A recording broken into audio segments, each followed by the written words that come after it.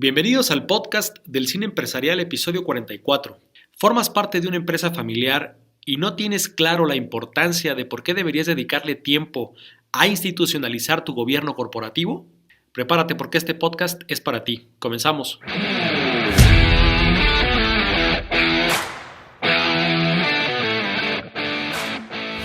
Déjame darte la más cordial bienvenida al podcast del Cine Empresarial, una metodología única en el mundo para el desarrollo de las personas y la mejora continua de las empresas usando el poder del cine. En este podcast vamos a compartirte las experiencias que hemos recopilado durante 18 años, llevando empresas pequeñas, medianas y grandes a su máximo potencial. Dirigen y presentan David Lubiano y Nicolás Gaete. Comenzamos. Hola mis queridos empresarios y empresarias, muy buenos días, muy buenas tardes, muy buenas noches. Bienvenidos una vez más al episodio número 44. Somos Nicolás Gaete y David Lubiano. Y nos puedes encontrar en nuestras redes sociales. Estamos en LinkedIn, en Instagram, en Facebook y también en nuestra página web www.cineempresarial.com. Si eres nuevo por aquí, pues te cuento de una vez, este es un podcast que hemos ido desarrollando principalmente para ayudar a todos los líderes que llamamos inconformistas, que están decididos a llevar sus organizaciones, sus equipos, sus propias vidas a niveles superiores de productividad, de rendimiento, de rentabilidad. Y hoy tenemos un capítulo bien especial, está como de tomar papel y lápiz, como dice nuestro querido amigo Juan Antonio Narváez de La Máquina de Vender. Saludos, Juan. Porque vamos a revisar las particularidades que tiene un concepto que muy poca gente realmente comprende, que es el gobierno corporativo. Y en particular nos vamos a centrar en las particularidades que tiene el gobierno corporativo en las empresas familiares. Y vamos a desglosar qué es el gobierno corporativo, para qué te sirve, por qué deberías tener un gobierno corporativo en tu empresa familiar, aunque no sea una empresa grande. Y hoy además vamos a seguir un formato un poquito distinto, porque básicamente lo que voy a estar haciendo, compadre, es entrevistarte. Porque aquí el mero bueno para estos temas eres tú. Vamos partiendo por el principio y a ver, ¿qué diablos es el gobierno corporativo? Mira, en términos muy generales y de manera muy sencilla, podríamos decir que el gobierno corporativo son las reglas que vamos a usar para que la empresa sea gobernada y cuáles van a ser los órganos que se van a institucionalizar dentro de la empresa para que las decisiones no traigan ningún sesgo y siempre vayan enfocadas al beneficio de la empresa. El gobierno corporativo es lo que te permite evitar que las reuniones familiares se conviertan en reuniones de trabajo y las reuniones de trabajo se conviertan en reuniones de discusión familiar. Es lo que institucionaliza, pues sí, la toma de decisiones dentro de una empresa familiar ahorita, a mediano y largo plazo.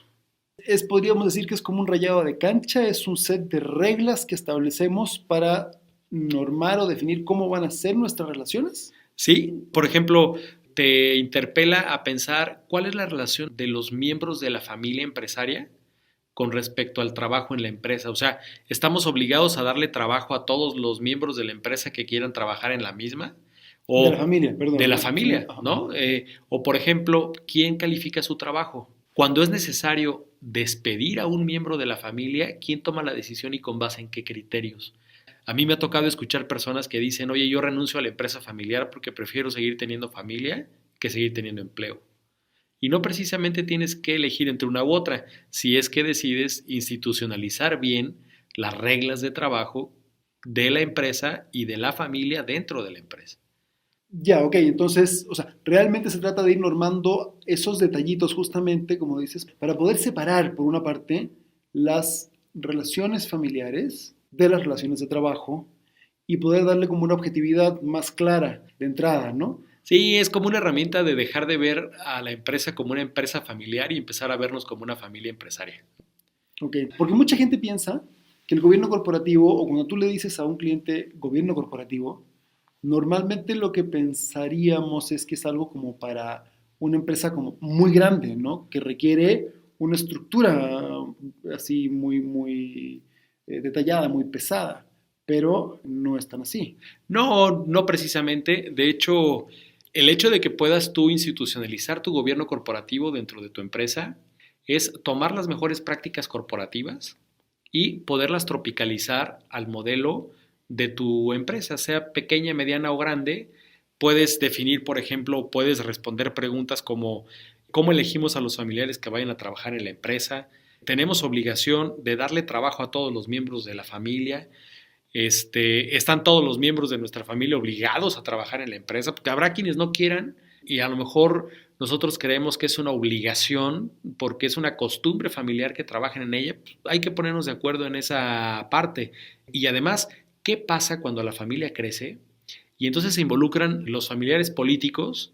¿Pueden trabajar en la empresa o no? Mira, con regularidad me encuentro con personas que me dicen, oye, yo definitivamente no quiero que los familiares políticos se involucren en la empresa. ¿O tú qué recomiendas? Yo digo, mira, depende. ¿De qué depende? Pues de cuál es el puesto que está vacante y cuáles son las competencias de esa persona y de qué tan claras tenemos las políticas y lineamientos sobre las cuales se va a evaluar su desempeño en el trabajo. Si esa regla queda clara y la persona cumple con el perfil, no veo por qué no podría trabajar. Digo, Carlos Slim tiene a sus familiares políticos como directores de algunas de sus empresas, ¿no? Como es Elías Ayub. Entonces, vamos, él es un familiar político que da muy buenos resultados a la empresa familiar.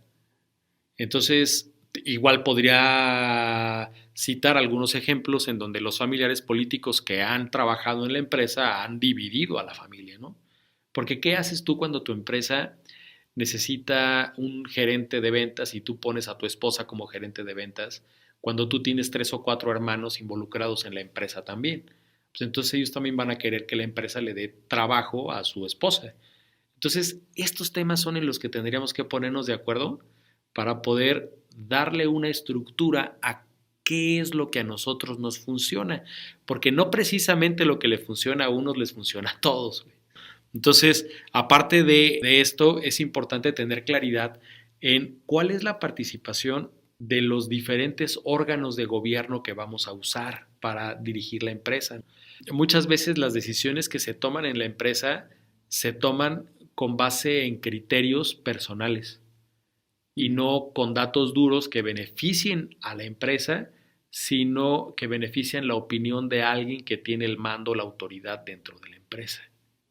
Ahora, si entiendo bien, el gobierno corporativo realmente es un poco más amplio, o bastante más amplio, me imagino, que nada más el tema como de normar las relaciones familiares en relación con la empresa, ¿no? Que estas serían como las particularidades específicas que tiene el gobierno corporativo cuando estamos hablando de una empresa familiar.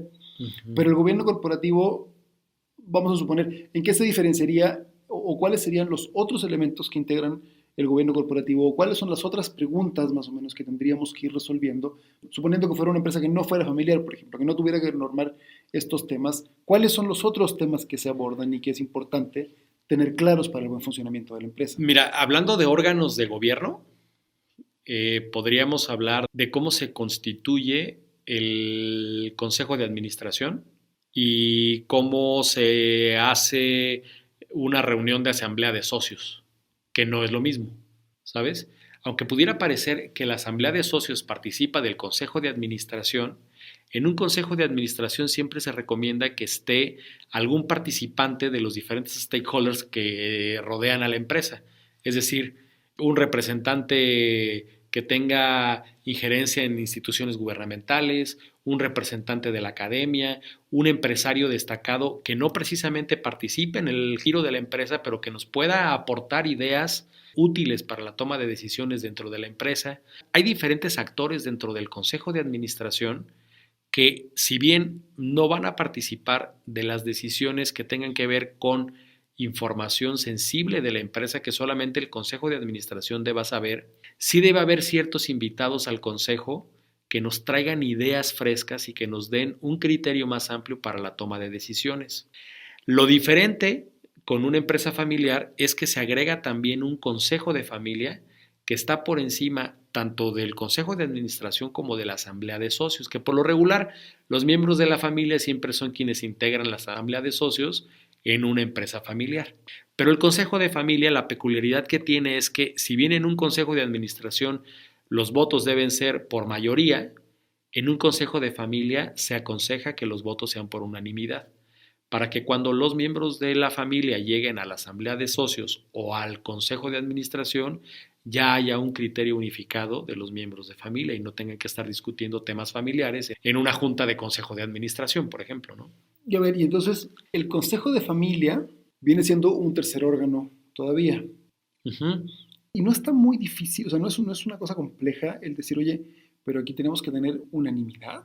Por supuesto. El principal reto para poder llegar nosotros a estructurar un acta de gobierno corporativo clara es que todos los actores de la familia estén de acuerdo en lo que en esa acta queda asentado. Muchas veces cuando el fundador de la empresa ya no vive, es mucho más difícil que cuando sí vive, porque como sea es una figura de autoridad que marca el ritmo de la reunión y nos permite identificar de manera más clara cuál es la visión que tiene con respecto al tema de la empresa, cómo cede los poderes de la misma con base en su criterio que le han permitido dirigir la empresa durante ese tiempo. Y además, yo diría que es como la forma a través de la cual se le da validez al acta de gobierno corporativo, ¿no? Entonces, si hablamos de una empresa familiar, yo recomendaría que sí esté el fundador de la empresa o que si ya no está, se utilicen los valores y principios que le inculcó a la familia y que lo caracterizaron. Entonces, para ponernos de acuerdo, primero tendríamos que hacer un listado de los valores que todos compartimos y en los que estamos de acuerdo que fundamentemos la toma de decisiones. Y con base en ello ya no será nuestra opinión, sino los valores quienes nos sirvan de filtro para tomar alguna decisión unánime. Es importantísimo que las decisiones que se toman en un consejo de familia se tomen de manera unánime. Ese es el principal reto para quienes coordinamos ese tipo de trabajo. Ok, y a ver, para ir ordenando un poco el modelo, ¿no? ¿Cuáles serían, por ejemplo, temas que se tratan en el consejo de familia? ¿Cuáles serían temas que se tratan en la asamblea de socios? ¿Y cuáles serían temas que se tratan en el consejo directivo? Okay. Para ir ayudando, porque al final del día lo que queremos es transmitir herramientas que le permitan a nuestros escuchas de alguna manera ir haciéndose un modelo de cómo podrían ellos ir estructurando su empresa. Entonces, cuando tú me dices, mira, es que ya tenemos 3 órganos, digo yo, ok, a ver, entonces, para no marearme, ¿qué cosa ve cada quien? Qué buena pregunta, porque además no se trata de burocratizar el trabajo de la empresa o la toma de decisiones. Ajá, ¿no? Tendría que ser algo de que complicarlo.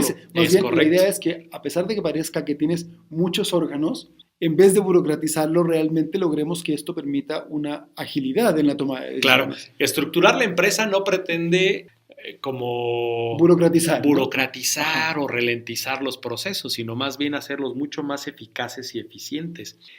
¿Qué es lo que trata, por ejemplo, un consejo de familia? Los temas de propiedad y sucesión.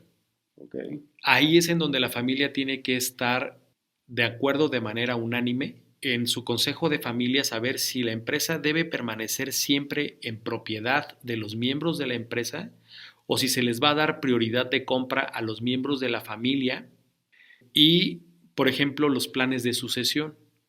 ¿Cuál va a ser el camino que tengamos que seguir durante un proceso de sucesión y cómo se va a elegir al sujeto de sucesión y cómo se le va a preparar para que cuando toque el momento de tomar las riendas de la empresa esté bien preparado para liderar el proyecto, ¿no? Ahora, ¿en qué tema tendríamos que tratar en un consejo de administración?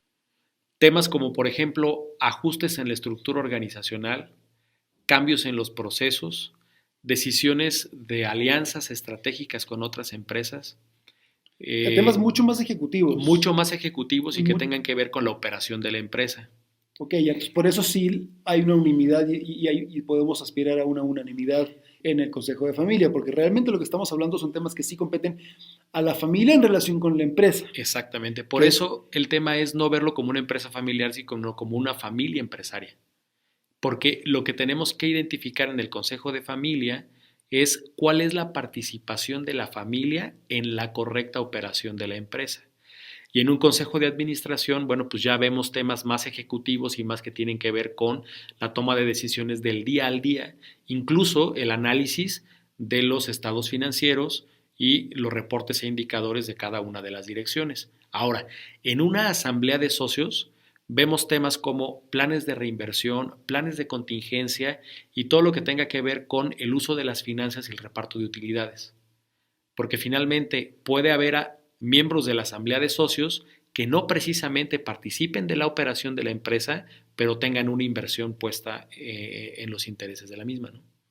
Y entonces los temas, por ejemplo, como el marco teórico, por así decirlo, que tiene que ver con los valores, eso queda en manos del Consejo de Familia Bueno, sí, se podría decir que la o en la familia. Asamblea de Socios. Qué interesante pregunta, porque yo creo que participan los dos. Sí, Sin ¿no? embargo, sí es importante que la familia tenga claro cuáles son los valores que la misma aporta a la empresa. Porque no es tan abstracto el tema de familia. O sea, el Consejo de Familia sí ve cosas muy prácticas que tienen que ver con quiénes y cómo cuando estos quiénes de alguna manera dejen de estar. O sea, ese es como el primer core, el primer núcleo. Y aquí se ven como los valores primarios que tienen que inspirar todo lo que vamos a ir haciendo. Luego ya en la asamblea de socios son decisiones estratégicas macro que requieren de un consejo de administración que las ponga en práctica. Puede ser, Ese tendría que ser como el orden, ¿no? Lógico de cómo vamos bajando la información y cómo esto va decantando para que tenga una aplicabilidad. es correcto. Ahora, todo esto, ¿cómo lo trabajamos nosotros desde el área de consultoría con nuestros clientes que tienen empresas familiares, ¿no? Nosotros nos basamos en un cuestionario a través del cual podemos hacer preguntas que interpelen a la familia a pensar en cosas que nunca se han detenido a pensar, pero que es importante que consideren para que la empresa no solamente crezca, sino que además permanezca en el tiempo, ¿sabes? ¿Cuántas empresas conocemos que empiezan como empresas familiares que cuando el fundador muere, la empresa y la familia se desvanecen totalmente? O empresas familiares que hacen un correcto proceso de sucesión, tienen bien claro su acta de gobierno corporativo, su acta de consejo de familia y además son de segunda, tercera, cuarta generación y al tiempo siguen creciendo y siguen operando y siguen generando empleos. Entonces, la importancia de tener claro estos conceptos es que nos estamos jugando la permanencia de la empresa en el tiempo. Es que yo creo que ese es el punto clave porque en general yo lo que me he dado cuenta es que los emprendedores y los empresarios tenemos como una idea un poco equivocada de que todos estos documentos y estos consejos y tal son un poco como rituales o simplemente requisitos. Haz de cuenta que tienes el acta constitutiva de tu empresa para que esté el papel y que existe la persona moral y que tú puedas operar.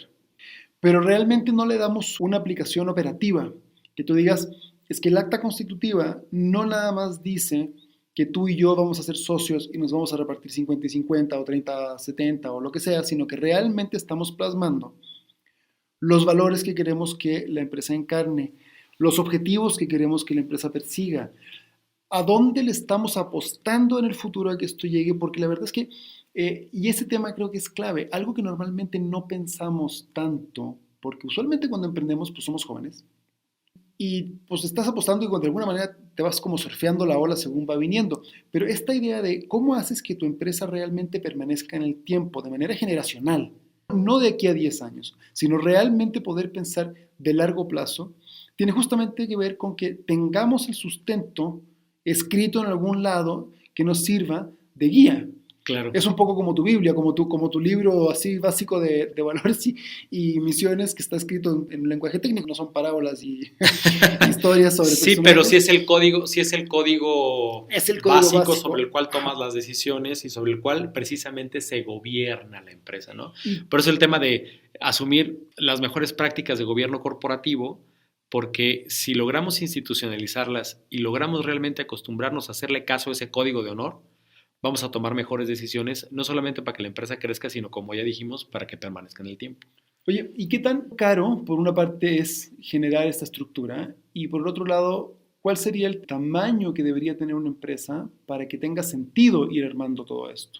Pues mira, no es caro para aquella empresa, es más caro no tenerlo, para realmente todo lo que se pueda invertir en tenerlo, pues mira, una vez que le haces caso y lo sigues al pie de la letra, pues te das cuenta que es algo que realmente se paga solo porque se empiezan a tomar decisiones mucho más institucionalizadas y empiezas a darte cuenta que realmente la empresa siempre va a ser mucho más productiva e institucionalizada que llevada así como a criterio de una sola persona o a ojo de buen cubero, como decimos, ¿no?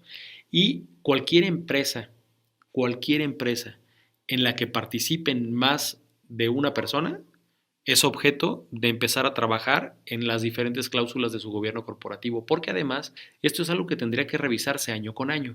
Es decir, nada está escrito en piedra y todo podría cambiar con base en las circunstancias. Si en nuestra primera acta dijimos que nunca vamos a vender nuestras acciones, pero las circunstancias cambian y hay una buena oferta frente a nosotros, nada nos dice que este año no podemos cambiar nuestra acta de gobierno corporativo y definir en asamblea de socios que en este momento sí podemos vender, aunque seamos miembros de la empresa y miembros de la familia, que podamos poner a venta nuestras acciones o nuestra participación dentro de la misma empresa. Ahora ahí también tendremos que ponernos de acuerdo en quiénes van a ser los que tienen prioridad de compra. Hay algunas cláusulas que fíjate que cuando hemos trabajado y con base en experiencia nos damos cuenta que es importante considerar, ¿no? Por ejemplo, ¿cómo se solucionan los conflictos entre familiares en el negocio para que no afecten al negocio en sí mismo? O por ejemplo, ¿qué hacemos si alguien no cumple con lo pactado en este documento?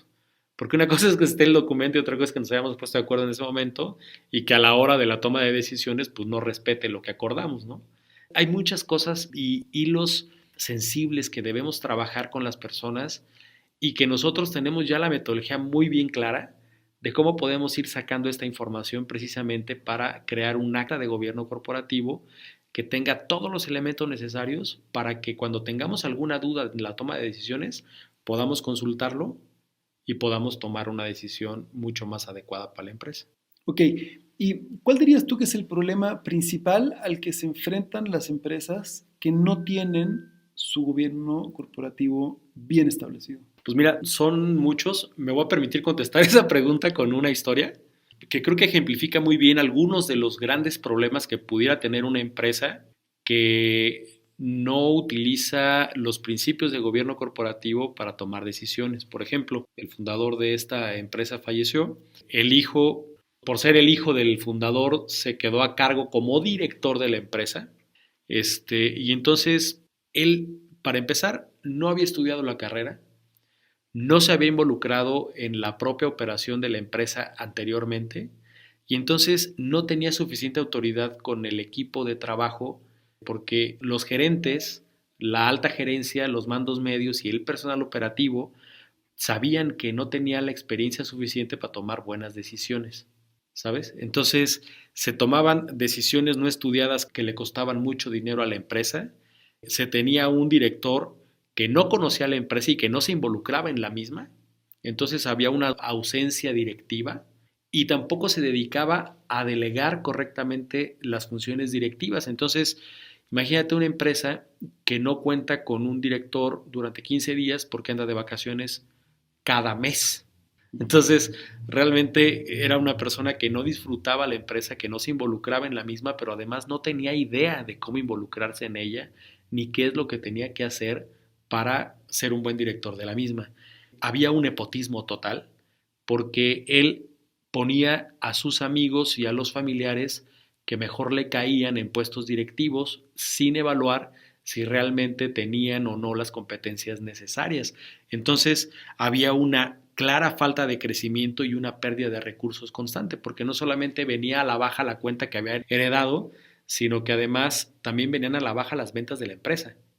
Realmente el no tener un gobierno corporativo bien establecido y tomar decisiones con base en esa línea sistematizada de paso a paso sobre la cual podemos tomar buenas decisiones para la empresa, nos puede costar la empresa misma, no solamente mucho dinero, sino la empresa en sí. Y normalmente el momento clave donde tú te das cuenta que ya es tarde para haberlo hecho o que tienes que hacerlo rápido es cuando tienes una situación de sucesión, ¿no? Sí, por lo regular cuando la sucesión tiene que ser forzada por el fallecimiento del director o del fundador o de alguno de los socios, pero mira, el momento ideal para empezar a trabajar en establecer tu gobierno corporativo dentro de tu empresa es el momento en el que te haces consciente de lo importante que es tenerlo. Realmente nunca es tarde si te vas a poner a trabajar en ello. Pero claro, entre más rápido lo hagas, es como un seguro. Vale la pena tenerlo y no necesitarlo que necesitarlo y no tenerlo. Que en este caso, pues la idea es constituirlo, pues para así hacerle caso y usarlo, ¿no? No para tenerlo ahí de adorno como lo hemos platicado en otras ocasiones, de tener la visión y los valores ahí, pero no llevarlos a cabo.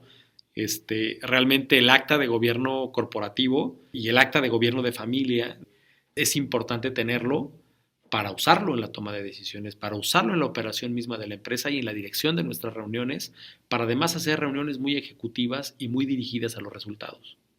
Mira, me queda súper claro, me queda claro también que es un tema en el que nos podríamos meter 3 o 4 capítulos, porque prácticamente, y especialmente en el tema familiar, ¿cuáles son las mejores prácticas? Oye, ¿cuándo los familiares políticos sí han funcionado? ¿Cuándo no? ¿Cómo definimos o cómo resolvemos estos conflictos cuando alguien no está cumpliendo lo pactado? En fin, o sea, hay mucho que podríamos todavía sacarle información, ¿no?, a este asunto, pero queremos acabar este podcast contándote que estamos dejando en nuestra página web en www.cineempresarial.com un cuestionario que te puedes descargar justamente para hacerte todas estas preguntas que te van a ayudar a ir ordenando cuáles debieran ser las respuestas justamente o los acuerdos familiares para ir estructurando todos estos temas. No es un cuestionario de unas 2 páginas, tiene un set de preguntas, está muy bien estructurado y aborda prácticamente todos los temas que podríamos necesitar resolver. Claro, no, y además una vez que hayas leído el cuestionario, estoy seguro que te va a hacer muchísimo sentido lo que hemos platicado durante este podcast, pero además también te hará mucho sentido el saber por qué, a pesar de tener las preguntas que debo contestar, por qué es importante que te asesores bien para que te ayuden a darle forma de manera correcta a estas ideas, llevando un cronograma correcto de las actividades que hay que realizar. Por ejemplo, para el caso del sujeto de sucesión, primero, ¿cómo lo elegimos? Y una vez que ya se ha hecho la elección del sujeto de sucesión, ¿cuál es el proceso de preparación que debe tener? Por ejemplo, se recomienda que trabaje al menos 1 año en una empresa en algún puesto gerencial o directivo que no tenga que ver con el sector al cual va a dirigir, con la intención de que tenga nuevos paradigmas y nuevas ideas que le permitan fortalecer la industria en la que va a participar. Pero además, ¿cuál es el tiempo que debe pasar junto al director aprendiendo la toma de decisiones directivas y cuál va a ser el tiempo de preparación que va a tener con base en los diferentes áreas de la empresa que va a dirigir? O sea, dentro de cada pregunta hay muchas prácticas para las cuales debemos involucrarnos de manera muy precisa y respetar los tiempos que determinemos para la correcta implementación del gobierno corporativo en la práctica, no solo en la teoría. Así es que, chicas, chicos, pueden descargar el formulario o el cuestionario en el link que está adosado a este podcast. Los va a llevar directamente a nuestra página web, al sitio donde está el formulario. Descárguenlo, les va a ser realmente muy, muy, muy útil. Espero que les sirva y, como siempre, si te ha hecho sentido lo que escuchaste en este podcast, si te parece que estamos agregando valor a tu vida y a tu gestión, por favor, compártenos, ayúdanos a llegar a más gente para ir apoyando al desarrollo de nuestras queridísimas empresas en Latinoamérica. Un abrazo para todos y que tengan excelente semana. Éxito, nos vemos en el 45.